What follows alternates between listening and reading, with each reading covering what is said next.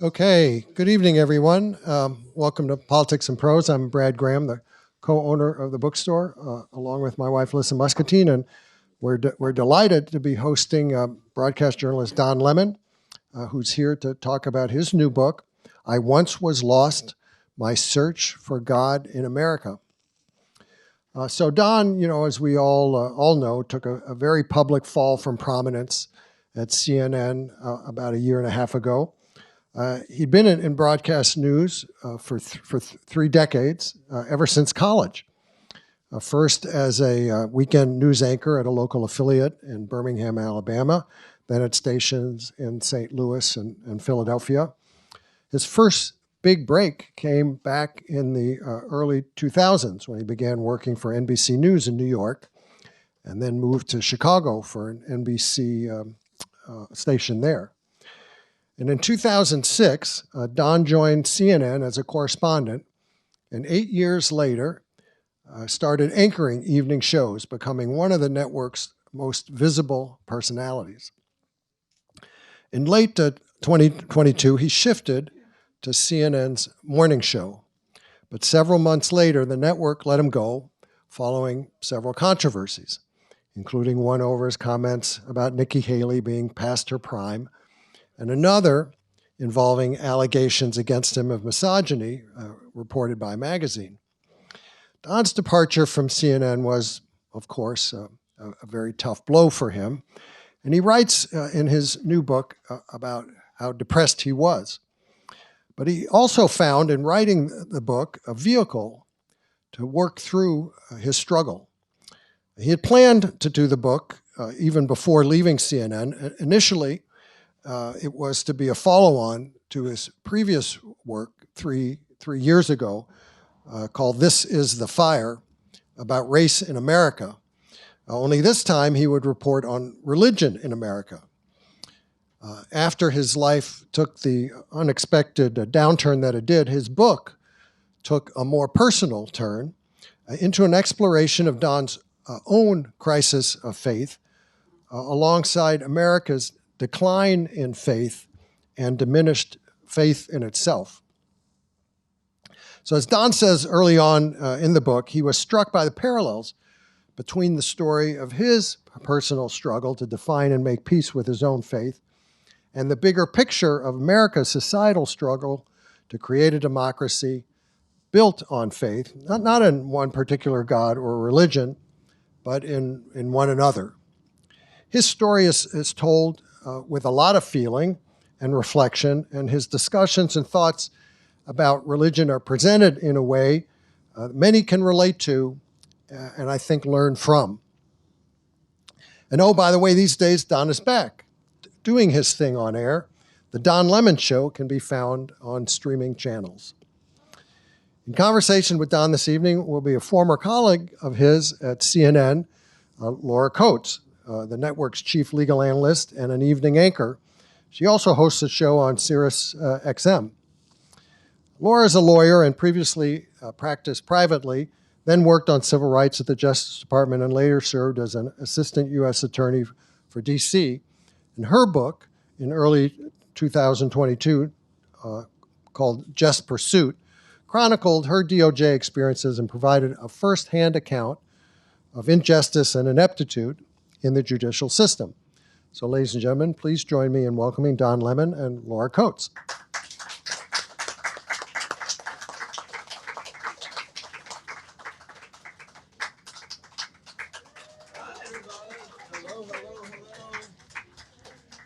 Hello. Boy, you guys have traffic here.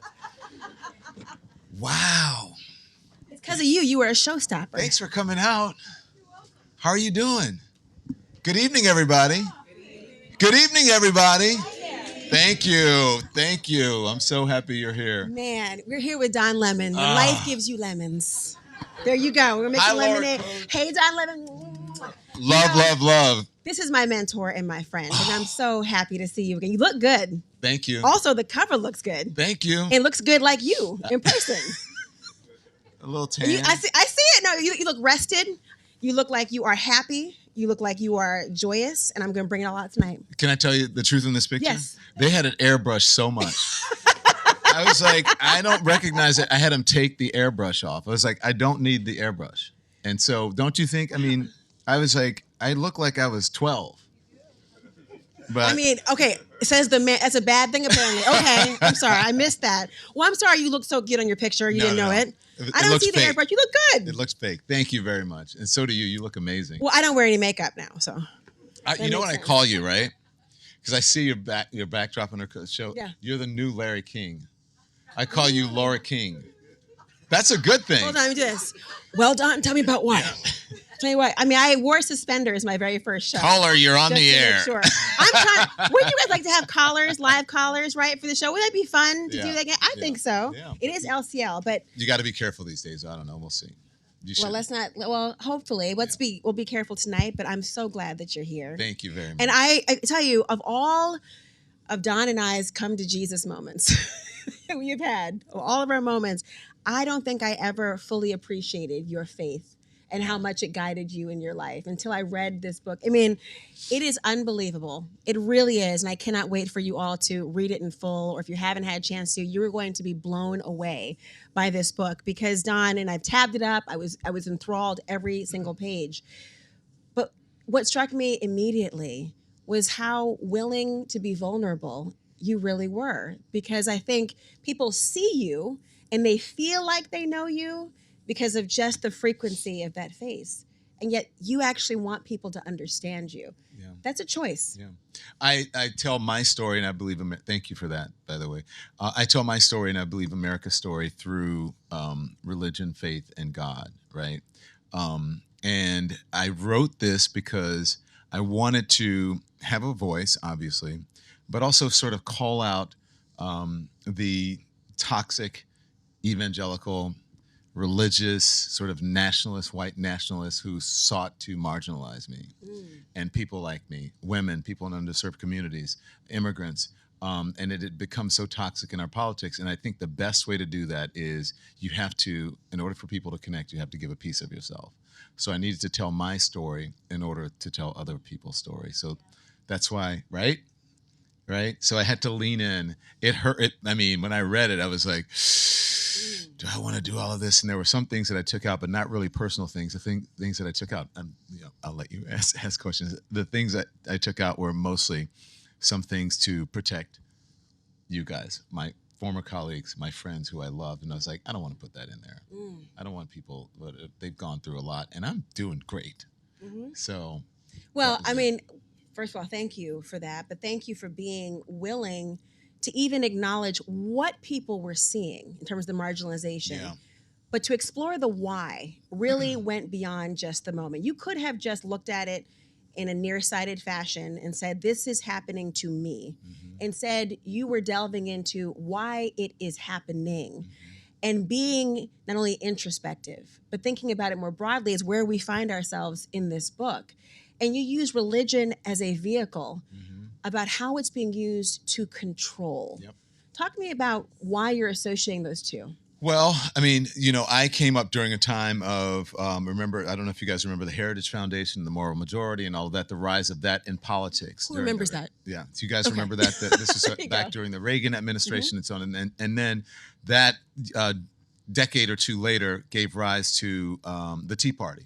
And then after the Tea Party was MAGA. And I was sitting there on that anchor desk or reporting around the world during all of that and just watching and being a witness to the religious hypocrisy, the people who were trying to control folks, Americans. And again, they were marginalizing certain people because they wanted to have control. They want to have power. And they're afraid of their voices or their influence being diminished. And that's not what religion is about. What they're essentially trying to do is turn America into a theocracy. And we're not a theocracy. We're supposed to be a democracy or a democratic republic. And I thought that we would lose that they were actually pushing us away from democracy and away from what God actually is. And so I said, I've got to write this. I've got to tell this story because the way that they're using religion is not only hurting marginalized people, but it's hurting everyone in America. And it is the antithesis of what we're supposed to be. It is the reason that we're no longer in England, that we're not a monarchy. We're supposed to have religious freedom, and we're supposed to have a separation of church and state. They have not only blurred that line, they're seeking to erase that line. There's a part in your book when you talk about religion and those and you're not critical of religion as a whole. I'm a believer. Yes, exactly. Yeah. Just to be clear, you're talking about, I think you say quite explicitly, Christianity is not the problem, religion is not, but hypocrisy is the problem. And you talk about, and this is a part from your book about, this is how, using control, that's how you persuade people to vote against their own interests in extreme, self-sabotaging ways. That's how you get decent, intelligent people to vote against their right to health care, their family's economic well-being, and their sexually diverse children's right to exist. I know how that feels. I know what it's like to need God so desperately, you're willing to listen to anyone who seems qualified to connect you to him. Mm-hmm. Fear. Fear is the tool that they use, not only the folks who are in the religious community. Mostly I talk about evangelicals a lot because I think there's a lot of, not all evangelicals, obviously, but I think for the most part, the folks who are pushing a certain political agenda through their religion, through evangelicalism. So it's cherry picking portions of what serves people. Yes. It's cherry picking portions of what serves people, but it's also they're doing the same thing in politics. Our politicians have learned a lesson from the religious folks, right, who cherry pick things, and they've learned a lesson on fear mongering, right? So you teach people to be afraid by saying, this person's taking your job. You should have had that. This person is invading your neighborhood. This person is eating your cats. I'm just eye roll for a moment together. I'm just saying, but it's the truth. And so that and if people are afraid, right? And if they're searching, if they're longing for something, right? If they're going through some things, as we all do, you will turn, as I say in the book, to anyone. You'll listen to anyone who thinks that they can help you. That's how cults come about. And some people are in a political cult right now, and they don't realize it. And a big part of that is through religion. This person is chosen by God, so they don't have to be perfect. I'm not trying to elect a pastor, or we're electing a president and a leader. It's all the same thing. It's all tied together. And we should not be creating laws around religion. That's not what we do. Yeah. So you didn't know how faithful I was. Right. You didn't know because I don't wear it on my sleeve. I don't go to work saying, we have to put a 10 commandment in the office, as Louisiana is doing in schools. Mm-hmm. I don't go to work talking about my faith. If someone asks, if it's part of a subject that we're covering, then I might reveal some of it. But I don't believe that it is your business to know that, and it's not my business to force it upon you. That's what this country is about. But that is what's happening. That is what's happening around. That's why we had the Dobbs decision, because of religion. And we have women who are essentially at risk of death or dying, which I write about. I'll let you get to that if you want to. And that's the most important issue to me. I was having dinner with some college kids the other night, talking to them about, I've been going around talking to people. I don't know if you've seen that, just on my social media. I just want it for social media. And so I went to talk to college kids, and they said, and I was asking, what's the most important issue to you? And they were like, the border, gas prices, whatever. And I'm like, you kids have never paid, your parents pay for gas, whatever. You don't know anything about that. And they asked me this, a fraternity guy in a fraternity said, what's the most important issue to you? And I said, women's reproductive rights. And he's like, wait, what? Why did that surprise him? Because I guess he thinks because I'm a man that I shouldn't care. That wouldn't be the biggest issue. He thought it would be economic or whatever. Yes, it's tough when you don't have money, right? It's tough when you don't have agency in that way. But what's tougher is when someone takes your rights away, right? Because then they're governing your livelihood and your being. You can run out, you can make money, you can go rob a bank if you want. I'm just saying that. I don't really mean that. I'm not encouraging anybody. The lawyer in me says I'm not encouraging anybody to do that. But when someone takes your rights away, that really limits and restricts you. And so I said to him, if they're taking women's rights away, then me as a member of the LGBTQ community, I have to be cognizant of that, because then they will try to take my rights away. I just got married in April. Then they will try to make my marriage invalid. I said, I don't know one law. Tell me a law that tells men what they can do with their body, that regulates men's reproductive issues or health issues. Mm-hmm. There's not one. So why are, and mostly men and religious figures, why are they doing that to women? And so that's my big issue. And that issue, I told him, that equates to the Supreme Court. Mm. Well, there are so many moments in our lives where we have a choice of whether we are going to be specific in our advocacy as it relates to our own identities, Yeah. or acknowledge our space in the rest of the world, knowing at some point the door will knock for you. Yeah. And it always will knock for you. Can I say something? Yeah. And by the way, I write in the book, I think generally men should sit down and Mm-hmm. listen to women when it comes to this issue.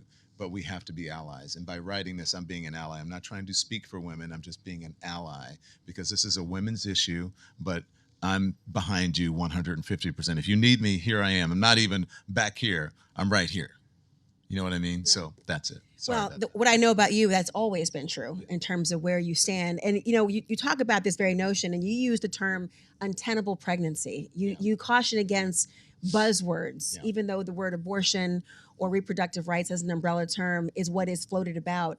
You are very specific in the language choices you make, partly because of obviously your career and knowing how much words matter, and precise words even more, but also trying to demonstrate your thoughts through the choices of words you say. Mm-hmm. Talk to me a little bit about why there's such a intentionality about your choice in your advocacy. Is it coming from a place of faith and empathy, or is it coming from a journalistic integrity attitude? I think it's both, and it's just coming from being a human being, right? And it's also coming from a religious place, right? Mm-hmm. You do unto others as you would have them do unto you. So I would want people to call me who I would want to call and use the right language.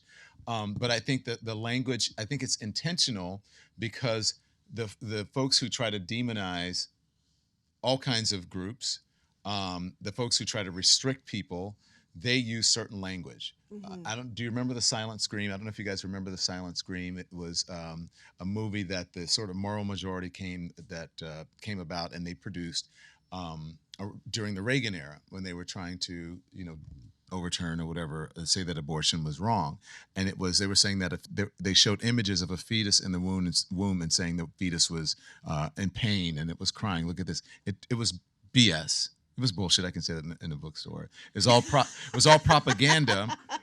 You can say it on And cable. so they use images and language intentionally. Like when people say illegal aliens, well, that's, it's not, people are not aliens.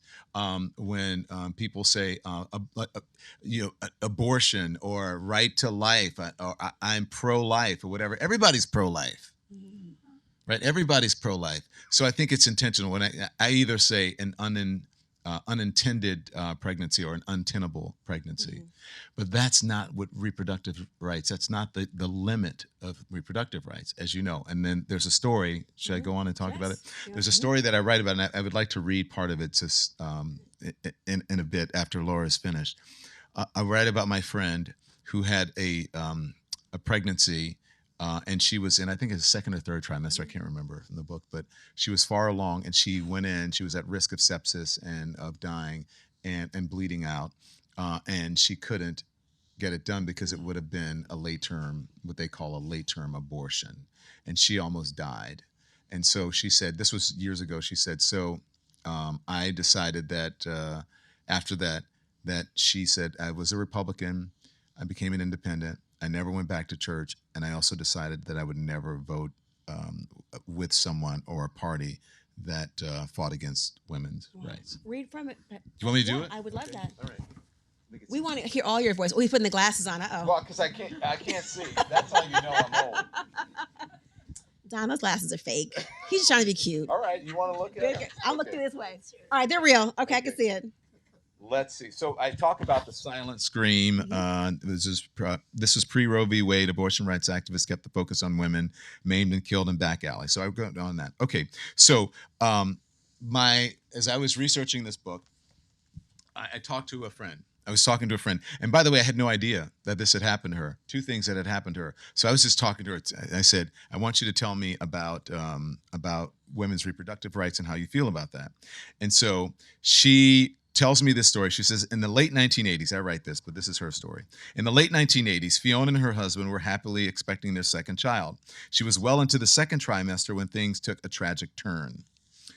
We couldn't afford an ultrasound, so we didn't know anything was wrong until my water broke and I went into labor. They said the fetus had developed in a way that was incompatible with life. And I was like, what does that even mean? Basically, the organs were growing outside of its body. My husband was crying. I was in a lot of pain and scared shitless, at risk of sepsis, and no one was helping me. They said I couldn't have food or water because I might need emergency surgery, and they couldn't give me anything for the pain because it might slow down the labor, and they couldn't give me anything to speed up the labor because that would be a late-term abortion, which was illegal. I had to wait for the fetal heartbeat to stop. After 3 days, I was just begging, help me. Please, you have to make it stop. And the nurse said, instead of begging for an abortion, you should be praying for a miracle. And then she offered to pray with me. I guess that was her way of trying to help, maybe, or maybe just a way to feel better about herself. Decades later, Fiona told me this story with tears in her eyes. When I was in college, she said, I was a victim of a violent sexual assault. On so many levels, this was worse, and in some ways, it felt exactly the same. I didn't know what to say other than, oh, Fiona, I'm so sorry that happened to you. 30 years, and it's no better, she said. It's actually worse. Women will suffer and die over this. I asked her if the experience had had any effect on her faith, and she said, you can't blame God, but my faith in people certainly went to hell. I haven't been back to church since then. I was a Republican before. Now I'm independent. I'll never again vote against a woman's right to make private medical decisions. It's about so much more than abortion, and it's so not how the pro-life movement sold it to us. That's, yes. Even reading it and just hearing it through your voice, it's all the more powerful given what we're seeing in the current climate and discussions around the issues. And I think there is a tendency to be far removed and distant and talk about an issue as opposed to through a person. And interestingly, as you raise the issues of faith, you talk a great deal in the book about moments that are difficult, and I'm being generous and thinking about that, and very personal, hopeful, at times despairingly. But faith is always what people turn or try to present back to you as the vehicle for it to end or a solution. And you started a quest to figure out the phrases that became so common that suddenly weren't actually in the Bible that you knew so well. Tell us about your childhood and your journey through religion and how you were exposed in Catholic school, raised Baptist, a stepfather who was religious but not churchy. Yeah. Tell me about how that got you where you are now. Well, there are a lot of things. It's all in the interpretation, by the way. Mm-hmm. When people say, oh, it's in the Bible explicitly says this. This is what, and everyone, if anyone tells you that they have a handle on what Scripture means, what the Bible means, what God is, what faith is, then I would, ask them with a grain of salt. Like, take that with a grain of salt, because no one knows. It's all in the interpretation. And what I try to get people to understand as someone who is a believer and who has faith is that the Bible is not a book. It's a library of parables. It's parables. It's allegory. It's fiction in many ways. It's mythology. What it is a library to teach us or to give us lessons on how we're supposed to treat each other, and how we're supposed to be the best of ourselves and the best of each other, and how we're supposed to reflect God back to each other. People spend so much time, right, trying to see their image, or God, trying to see God's image in themselves, right? When they don't look for God's image in other people, or they don't see God's image in other people. And we should be looking to see God's image in you and you and you and you. And I see it in people every day. But you struggled as a child seeing yourself. I did. In that. Because I was told that I was an abomination, because I knew that I was struggling with something. Also, I grew up in very red, deep South, where, I got called the N-word at a very young age. where, you know, black people lived on one side of the highway, white people lived on the other side of the highway, and quite frankly, where there were two sides of the family. There was one black Bulani, and then there was a white Bulani family, and we were related, but we didn't relate. There was no relationship between us until back in, I don't know if you were at CNN back then, in 2014, we did this thing where we traced our roots. And I actually got in contact and met the white Bolanese, which was, and then they had become Revolts, and, you know, it was, their names had changed and whatever. But I got to meet the Revolt family, which was my grandmother's side, and then the Bolanese name, which was my grandfather's side. And they were both white ancestry and black ancestry. We all lived in the same town or close to each other, but we didn't talk, we didn't relate or whatever. We were just, you know, and not even, some of us not even a mile or two apart. So, yeah. By design or by default? Both. I think it was by design and by default. It was by design from the white side, right? They didn't relate to us, right? We were sort of a secret. And it was by default for us because that's how we were placed, right? Like, you know, when people when African Americans were sort of put in ghettos, so to speak, right? And redlined or whatever, that was by default for us. But all of that too, so I say it's all in the interpretation, because people, as you know, I don't have to tell you this, it's obvious. People use scripture to enslave us.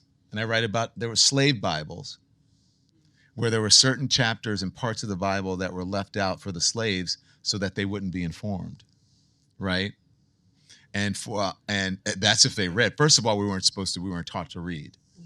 But in the Bible, they wanted us or slaves, I should say, to be religious because of the control aspect of it, but they didn't want us to know the part where it said, you know, pretty much all men are created equal, right? The Bible doesn't, that's our Constitution says that, or the preamble, whatever.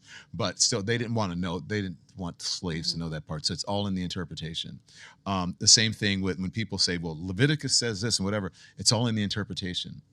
And the language that was used then is not, you know, exactly, it's not a direct correlation to what language that's happening now.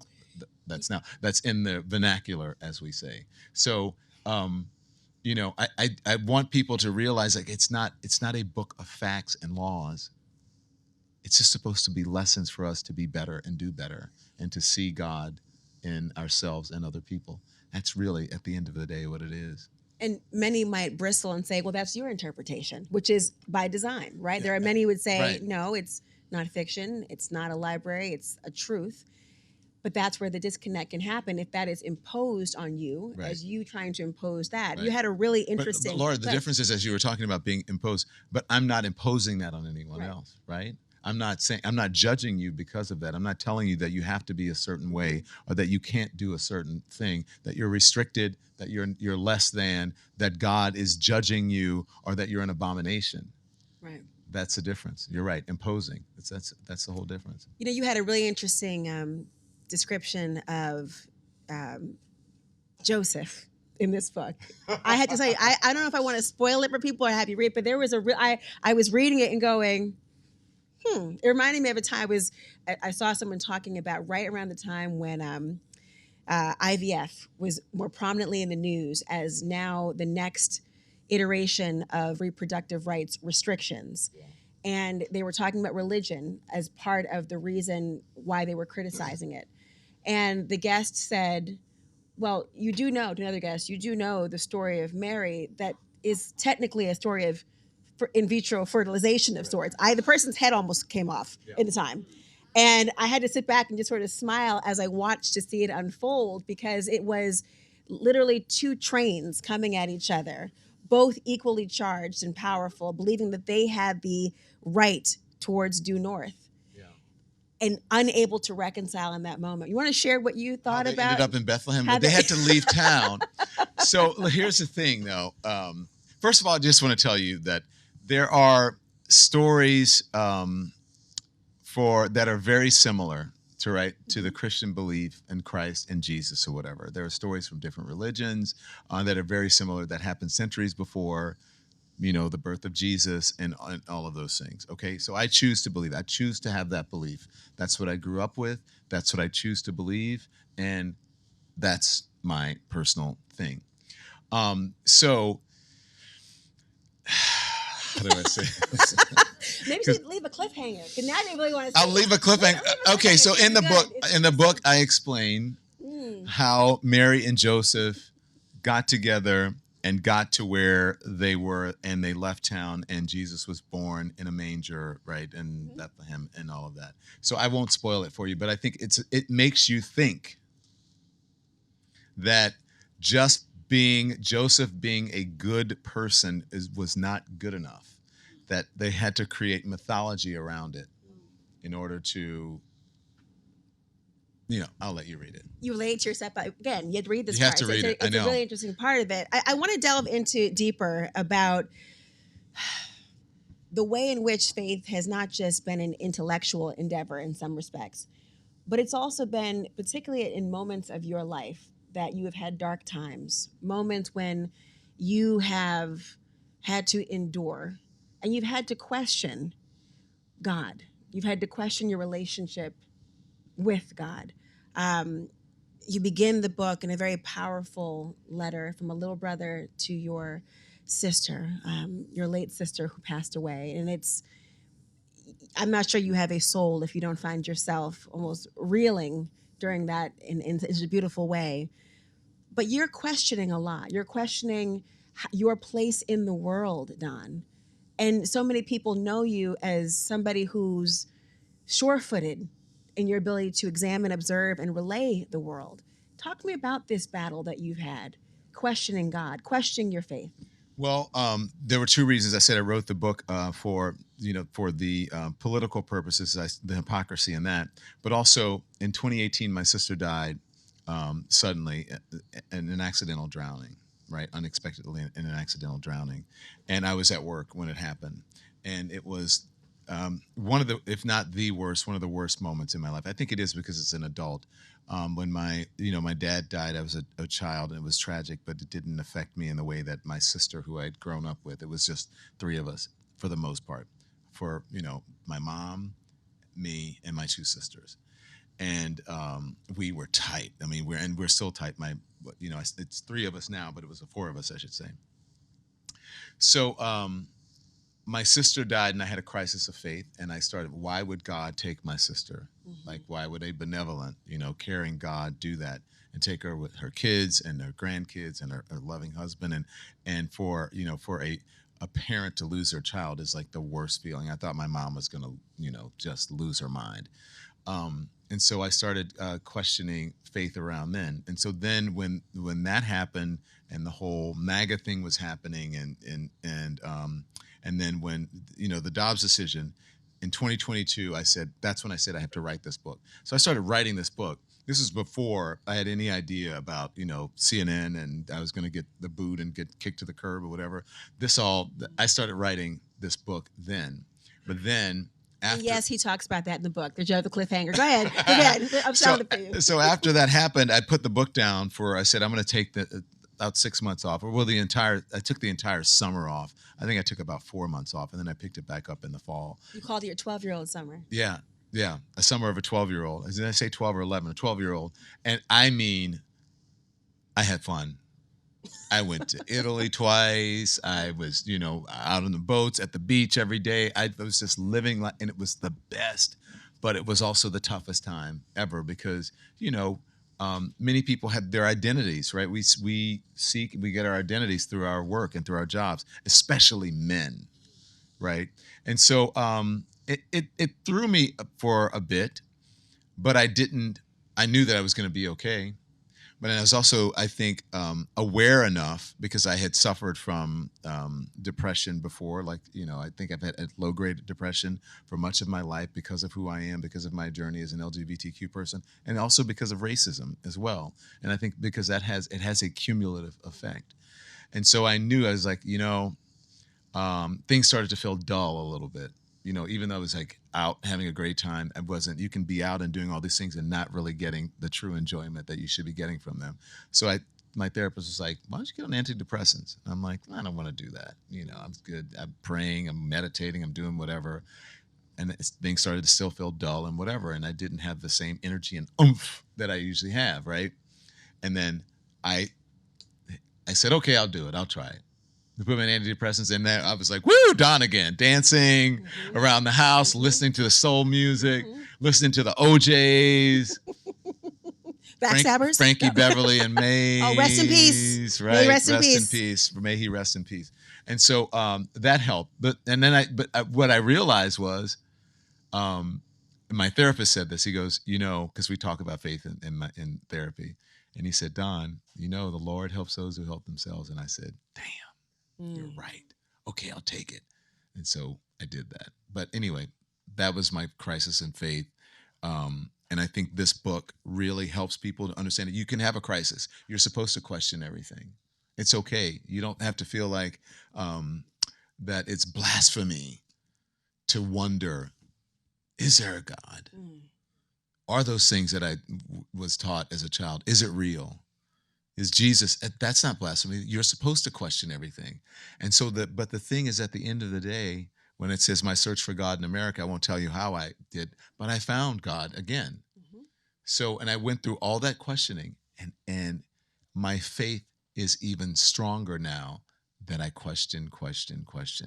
And with an analytical and a critical mind, I came to a conclusion at this point that God is real, and that Jesus is my Savior. And so I won't tell you how I did it, but I know when I tell people I question whether you exist, I see people going, "Oh, you're not supposed to do that," but I did. Well, it's interesting because it's counterintuitive to think about somebody who is known for pointed, exploratory questions to understand something, would feel conflicted about doing that in the most personal spaces. I know it's hard, Laura. It's difficult. I want you to read a portion of something though. I want you to turn your book to page 183. Turn your books to 183 because 183. 183. Hold on. When I read this part, it's from the Bishop Jakes portion of it. Yes. Is that getting too much away for you? No. Okay. I'd love for you to, because you're from the bottom of 182 and that paragraph, launching my media company. 182, the bottom thing, from there all the way through the 183. Yes. Okay. I want it to be a dramatic reading. Go. Launching my media company. Okay. Oh, by the way, this I struggle with this. Okay. Launching my media company with a show on X, which was Twitter, would free me to say whatever I wanted to say whenever I wanted to say it. I could bring in any guest I wanted, engage in difficult conversations, ruffle feathers, and provoke thought. But the toxicity, the racism, the random trolling, how could I invite all of that back into my life? I say that because I had limited my exposure to social media, but mainly to Twitter and X. I'll go deeper than that, said Bishop Jakes. And I was listening to Bishop Jakes, right? I was making a decision about what to do with the next step in my life. It was time. And so I was listening to a sermon from Bishop Jakes, who is my mentor in my head. Right. I listened to him the way that my grandmother listened to C.L. Franklin. Right. She used to listen to him on the record player, and I listened to him in AirPods. So I'll go deeper than that, said Bishop Jakes. What used to hurt me don't hurt me no more. Devil, if you want to use something on me, you're going to have to use something better than what you used before. Because what used to send me home crying, don't send me home crying anymore. You've been running around with people that's been draining you because they don't have no capacity. All they could do was borrow from you. You need to get in a bigger room. Who am I preaching to in this place? And I was in the shower listening to this, right? So I'm screaming in the shower. Tim is standing outside. I go, are you crazy? I raised my hand, but I couldn't speak because I was weeping.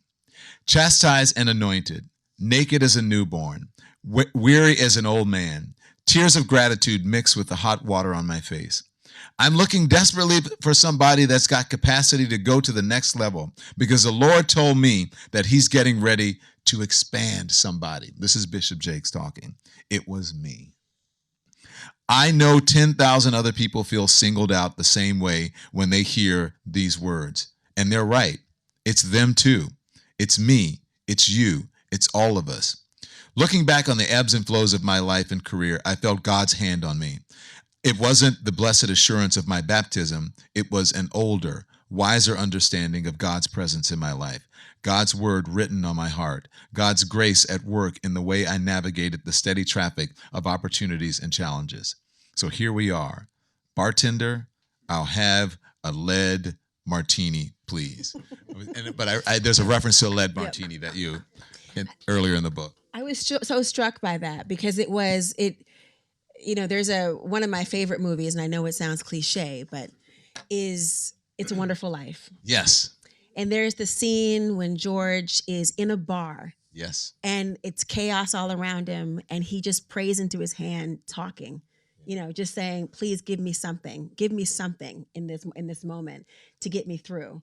And there are moments you just have those signs and wonders, as they say, and that it feels like someone's speaking directly to you, and you're just waiting for a moment to hear it. Whether it's in life, relationships, work, religion, love, whatever it may be, there's so many moments in this book where you are taking us into those George on the bar talking into your hand, and I think some people have had those moments as well. In that, I'd have those moments at work. Yeah. I'd have those moments walking to the set Mm-hmm. when,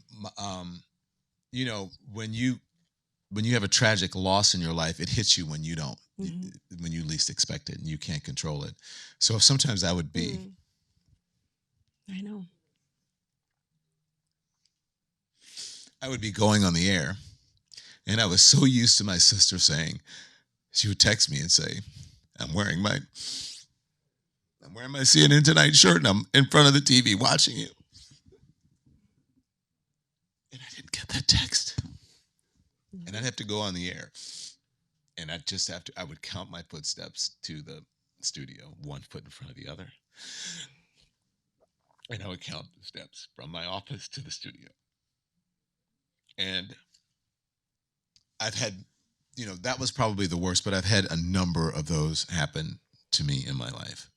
And my faith got me through it, and the strength of my mother and people like you. And yeah, it's tough, but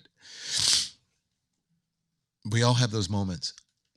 And I don't think that there's anything any different than me, but the only thing that I can do is, through the platform that I have, is to be able to help other people get through those moments, and to realize that it's not the end of the world. And guess what? If it is the end of the world, it's over. And it's over. So I choose to live. I choose to live until I die, every single moment and every single day. And then I do that to honor those who've gone before me, and especially my sister. Don. You made me cry. I'm a big baby. I used to cry on the TV all the time because I'm a big baby. No, the world doesn't deserve you. Oh. That's what I've always thought. And Don knows, there are some people in your life who, God, you just hate meeting your hero, right? And you're like, oh, that's who you are. And then you meet Don. And he's always been exactly who he is, especially to me. Many people never gave me a second chance. It's like a first one. Yeah. Yeah. We know. Yeah. Yeah. I want to turn to the questions. By the way, she's a very good book. You remember? And I read your book for you. And I gave, oh my God, she's like, I want to know what you think of this book. And I called you on the phone, and I'm like, Laura, I couldn't put this. I mean, I was like walking, like just reading her book everywhere. It was amazing. It's amazing. I think, I'm not going to cry because I have fake lashes on and waterline eyeliner. What makes you think I don't? Happen. No, I'm kidding. I'm just saying. It's like, so look, I'm an ugly crier. Like, the Kim Kardashian cry. No, it's like heaving. So I'm not doing it. But, I love you. Here's some questions from the audience of people who are all, and I hope you see, and I just hope this book, I want you to know, is just so incredible. And I'm glad to be here with you. So let's say one question is, In a world of conflict and chaos, what motivated, inspired, or gave you the courage to be your authentic self despite possible conflict or consequence? Signed, a Louisiana girl. All right. Well, who's from Louisiana in here? There we go. So I felt like I had. Thank you. What's your name? Rochelle. Nice to meet you. I don't. I felt like I don't have a choice because I feel like I owe it to the people who came before me. And that is one reason why I have such a big mouth and I get in trouble, because I was always taught to stand up for myself and to stand up for other people and to always to be true to what you believe in. And so whatever I do, when I was writing this book, I thought about John Lewis. I thought about Dr. King. I thought about Bayard Rustin. I thought about James Baldwin and all those people who had paved the way for me. I thought about Max Robinson, the journalist, and all the people who had paved the way for me. And if I am not vulnerable and open, and if I don't speak up for what I think is important, the people who I feel don't have enough agency in society, then why am I here? Regardless of what that means for me, because they went through much worse. I got fired from CNN. Okay. John Lewis got his head bashed in. Dr. King died. So that's, people say, well, why me? I say, why not me? So that's why I felt that I had to do this and be vulnerable and open. I don't have a choice. And so whatever that does or takes me, it is what it is. So poignant. And, it can be very, I would say probably very enticing to remain in a bubble that your platform affords you. Oh, yeah. And you've burst it every time, unapologetically. And I've always respected that about you, Don. Here's another question. How come Cuomo and you did not do a podcast together? Hang on. Wait, did I turn? Oh, there, it's back on. That's his answer. No. You guys saw me doing this because the mic went off. How come we didn't do it? Cuomo, you didn't do a podcast? Well, we did do a podcast together when we were at CNN. That's you? Yeah. We did do a podcast together when we were at CNN. It was called The Handoff, which was because we would hand off every single night. And everyone says, I miss you. It was appointment television for me. It was appointment television for me and for everyone. There were, honestly, and I don't want to reveal too much because, contractually, but there are certain things that you haven't seen me in certain places, and there are certain reasons why I'm doing what I'm doing because I'm still under contract. So I can't. It's basically the thing is because I can't. Stay tuned. Stay tuned, and there are some things that you'll hear about, and I'll talk about at a later time. So stay tuned. Ooh, we're intrigued. I love it. Here's another one. And this, okay, I told you how we began our conversation. Why are there no photos of you at different stages in your life? Being in a visual medium, your appearance plays a big part. So I wanted more photos of your beautiful face. You wanted in the book. In the book. Who said that? Was that you, Laura? Was that you? It's a nice one, but did you see the inside cover? Look at the back cover. That's some people, Yep. That is me at my wedding, jumping the broom. So, yeah. So, which is an African tradition. And so we had an Irish blessing from Tim's family, Tim's sister. And then at the end, the U.S. ambassador to the UN, Linda Thomas Greenfield, married us. And we wanted to get married in a church. And we did. And we jumped the broom at the end. And both of us almost slipped because the floor was slippery shoes. First day we were wearing the shoes. And the aisle was slanted. And so we were like, whoa, that would have been bad. That would have been bad luck, I think. I don't know. Or an omen. I have no idea. But we both did not fall down. Well, in your book, you talk about falling in a church, falling off of a lap. That's how it starts. Right. And so the idea that story you're telling us is really full circle. Yes. What I said, I first came in, I forget, with the Holy Ghost. Well, my first brush with the Holy Ghost was sitting in church at 3 years old on my grandmother's lap. She got the Spirit and dropped me on the floor. And I hit the ground and started crying, and my sisters rushed over, and thus began my journey with the women in my life who supported me, mainly Black women who supported me as a child, my entire life growing up, and then women of all ethnicities and stripes as I got older. And so that's where the book starts. But my next book, I'll do more pictures. It's a whole coffee table book. I know I should do a coffee table book of me when I first left CNN. I used to stay. I was like, what do I have all this time? I made homemade dog food. My sister called me up and said, you know what? I made my own homemade laundry detergent. You should try it, Don. And I did it, and actually it was good. It was better. It's better than Tide. Don't tell Tide because I want them to be a sponsor. How did people around you think you smelled with your smell homemade good. detergent? I smell Did good. anyone affirm that for you, or just your own bubble? Borax will get the smell out of it. Okay. I did not do my own homemade deodorant. Okay. So, all right. I was going to ask the next question. I'm glad you did not. I had to ask you. I mean, and just this whole journey, and just what it's like for you right now. I know our time is almost up, but I want to ask you, what is it like for you when you have these moments of reflection? Do you ever? What are the moments you look back and sort of chuckle at where you thought the end of your journey was, where you thought the different ends of your earth were? Yeah, I do. I mean, I look back. I remember when I got my first TV job, I was like, wow, this is the best, or whatever. And then I just kept proceeding.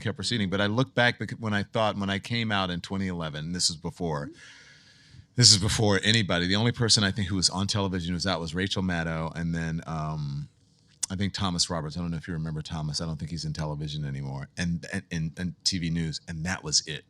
And me. Someone said, I think you have a book in you. You should write a book about your journeys in journalism. And I said, okay.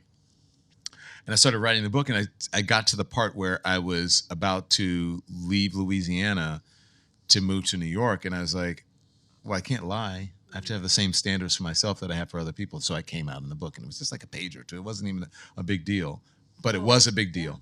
But I labored over it because I thought that I would lose my career, that people would judge me.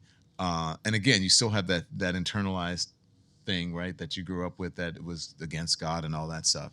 And then once I did that, the autonomy that I got, and people were like, you're brave. There were a lot of critics, but there were more people who supported me. And I think it changed the trajectory of my life and the trajectory of my career, because if I'm okay with it and I revealed it, then it's okay. And so I just kept moving on to the next level. And I was thinking about in this book the hypocrisy of like the church and gay people. Gay people always in the church. When I was at a Catholic school, our music teacher was gay. The piano player was gay. There were gay pastors. Like, come on. Let's get real. I mean, we may want things to be a certain way because the society tells us that, but we have to, be realistic about the way things are and meet people where they are. And we should be accepting of all people. Yes. Yeah. I'll just end with this one last quote I thought was so poignant in the book. And it spoke to me in volumes, and I think for so many people, it will as well. When you talk about, well, maybe I'll have you read it, page 131. Oh my gosh. Put your glasses back on. Put the fake frame glasses on. You can read it. Because I would, but I like Don's voice. What is it, 130? Mine has a more high-pitched nasal tone, which I support, but I like you. Which page? 131. 131, where? It's the very last paragraph, my friend. I was trying to choose? Yep. Okay. Let's see what I was talking about here. It doesn't even matter. Okay, all right. Because I want to I don't want the cliffhanger. Go ahead. Okay, here we go. So I was trying to choose my battles carefully. This one didn't leave me much choice. The outpouring of support on social media was affirming, but it's dangerous to buy into that. If you buy into the high fives, you're vulnerable to the slapdowns. Oh, I know what I was doing. Mm-hmm. I invoked Rudyard Kipling here. If you can meet with triumph and disaster and treat those two imposters just the same, ... I believe that uncomfortable conversations can be animated, passionate, and respectful all at the same time. In my personal life and on the air, I try to foster relationships with people who don't look like me, who don't think like me, who come from different backgrounds. It's our responsibility as human beings to give people grace in such conversations, to make room for mistakes and help each other pass the inevitable foot and mouth moments. An awkward moment or a misspoken word shouldn't end someone. It should be the beginning of an understanding, the next step in our continuing evolution. Do you want me to go on? There's a cost. Okay. At the same time, it's my responsibility as a journalist to hold people accountable. Giving equal time to lies and muzzling your own voice is not the same thing as widening the aperture. Quote, you know what that is, right? If the objective is to give everyone a voice, then every one of us has a responsibility to make sure our voice is heard, recognizing that not everyone is going to like it. There's a cost for standing on principle. The book is so poignant. I so loved it. And I really Thank you. appreciate all that you do. And thank you for standing on principle in all the instances. Thank you for standing on business Thank and you. principle. See, I thought the mics went out. Did your mic go out? Could you hear her? Is it a debate? Are No. muted mics? Do you mute mics again? Uh-oh. Sorry. They're eating dogs and cats. Oh, God. That's where we're going to end it. Don Lemon, my friend, I am so proud of you. I appreciate it. Thank you. Thank you. Thank you. Love you. Thank you. Love you. too. Love you.